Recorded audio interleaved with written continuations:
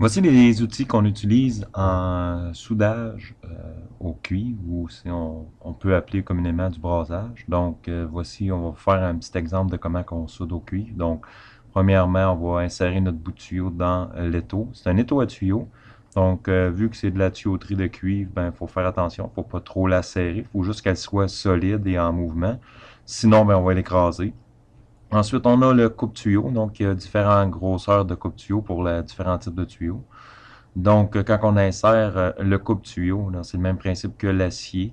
On fait quelques tours, on serre un petit peu et on y va comme ça graduellement, parce que si on va trop serrer, on va casser le couteau. Faut faire attention parce que la cuivre est très très facile à couper. Et il faut faire attention pour pas trop serrer non plus parce qu'on va écraser le tuyau pendant qu'on va couper notre tuyau.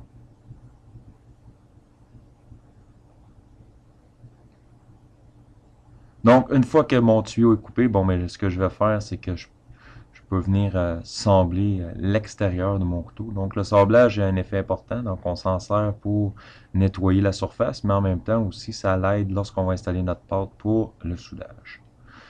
Lorsqu'on a fini de couper notre tuyau, il y a une étape qui est très importante. Il ne faut pas oublier d'ébavurer notre intérieur de tuyau. Tout ça pour empêcher les contaminants de circuler dans nos tuyaux.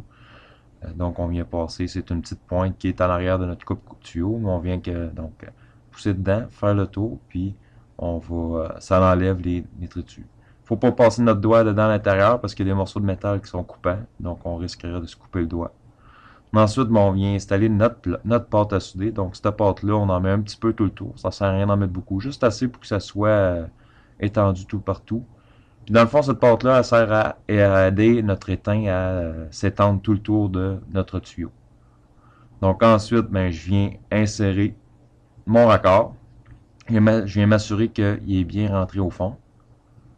Puis je prépare mon étain parce qu'une fois que ma torche va être allumée, ça va être plus difficile dans le fond de travailler. Puis on ne veut pas la laisser allumer pour rien non plus. Donc j'ouvre un petit peu mon propane et je viens allumer avec le briquet conçu spécialement pour ça. Donc c'est un briquet pour torche. Il est complètement interdit d'utiliser un, un briquet ordinaire avec gaz. Donc on ouvre un peu la torche propane et on en met les étincelles et puis c'est parti. Donc on vient chauffer le tuyau, on essaye de changer la position pour essayer de réchauffer uniformément mon tuyau.